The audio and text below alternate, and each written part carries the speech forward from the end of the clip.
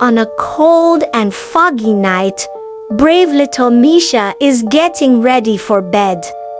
But who would have thought that this night would be a night full of scary adventures? Coupled with the very tense atmosphere tonight, the aura tonight is different compared to the previous nights.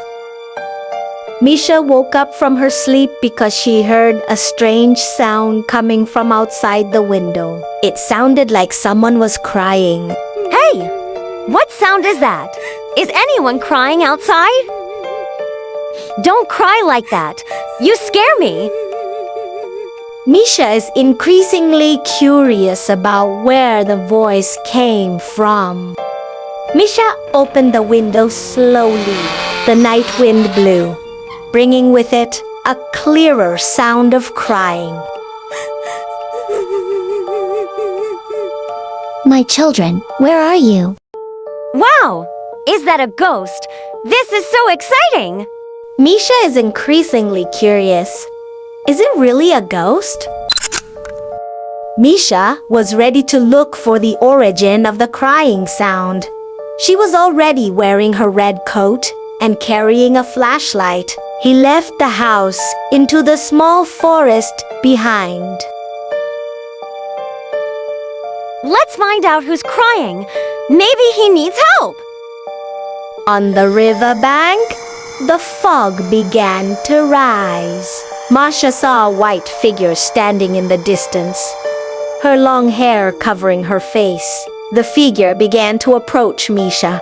Misha, the little girl who is always brave, is even more curious.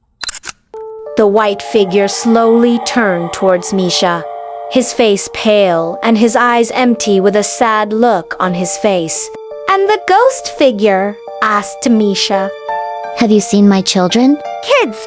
Oh, I haven't seen them, but I can help you find them.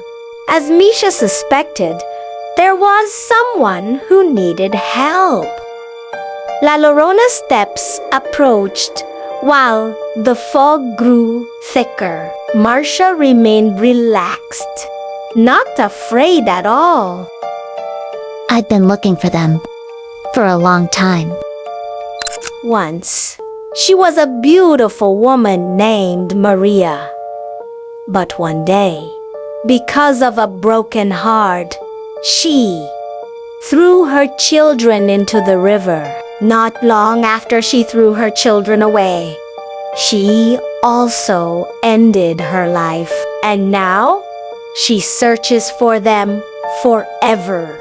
After hearing the story from La Llorona, Misha thought for a moment. Hey, that's impossible. Didn't you realize that they were already grown up and ran away? La Llorona looked confused, as if she had never thought that before. What do you mean? Yes, of course. Where there are children waiting in the river forever. Surely they have gone to play somewhere else. Misha begins to encourage La Llorona to think logically. If I were your son, I would definitely run away to find a more exciting place. Why would I just stay in a cold river? La Llorona looked confused. Her crying began to subside. Maybe you're right. Misha invites La Llorona to look for her children in the forest. Come on, we'd better look for them in a more reasonable place. Misha and La Llorona walked into the forest, calling their children's names. Kids, if you're here, give me a sign. In the midst of their search, they meet other ghosts, cowboy ghosts, and a child ghost. Hey! La Llorona, still looking for your kids? See, all the ghosts know your children are gone.